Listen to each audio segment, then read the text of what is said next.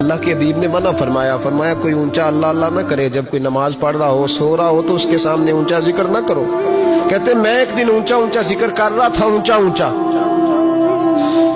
اونچا میں ذکر کر رہا تھا، کیونکہ عشق لگا سی کھیڈاں کھیڈ دی نوں تے مینوں کھیڈاں بھل گئیاں، میں کجل پایا سی یار دے ویکھنے نوں، پھر او دی یاد وچ روندے آئی ڈل گئیاں، حیدر شاہ اس گلی کدے نہ رول دی، پر ہن تے رول گئیاں۔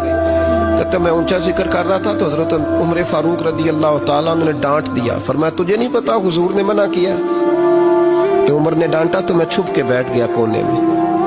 حضور آئے نا نماز پڑھانے تو محبوب نے پتہ کیا وہ عبداللہ کدھر ہے؟ کہتے میں کونے میں تھا، حضور نے فرمایا کیا ہوا؟ تو میں رو پڑا، میری عزت بڑی تھی نا مدینے میں، کبھی کسی نے کچھ نہیں کہا تھا۔ نبی کریم نے فرمایا کیا ہوا؟ عرض کی حضور کچھ نہیں۔ پھر بھی بتاؤ؟ کہتا میں رو پڑا، میں نے کہا یا رسول اللہ میری غلطی تھی تو سیدنا فاروق اعظم نے ڈانٹ دیا ہے۔ فرمایا ہوا کیا؟ یا رسول اللہ میں اونچا ذکر کر رہا تھا، اور بات بھی ٹھیک ہے، کچھ لوگ قریب نماز پڑھ رہے تھے، حضرت عمر نے منع کیا، نبی کریم علیہ السلام نے فرمایا بلاؤ نہ ذرا عمر کو۔ خود قانون حضور نے بنایا ہے کہ اونچا ذکر نہ کرے جب کوئی نماز پڑھ رہا، بلاؤ نا عمر کو۔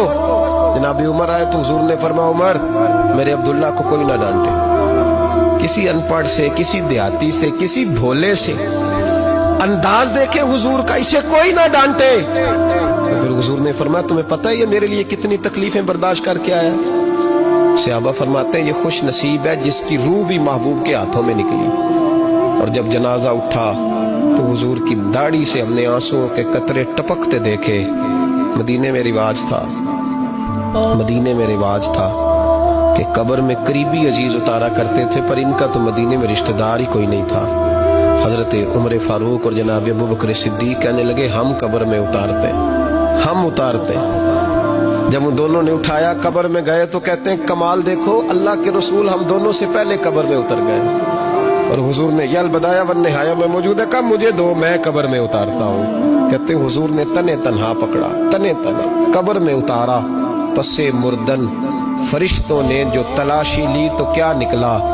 فقط ایک دل کے گوشے سے خیال مصطفیٰ نکلا۔ نبی کریم علیہ السلام نے قبر میں رکھا اور ساتھ فرمایا اے اللہ میں آج شام تک اس سے راضی تھا، تو بھی اپنے کرم سے اس سے راضی ہو جا۔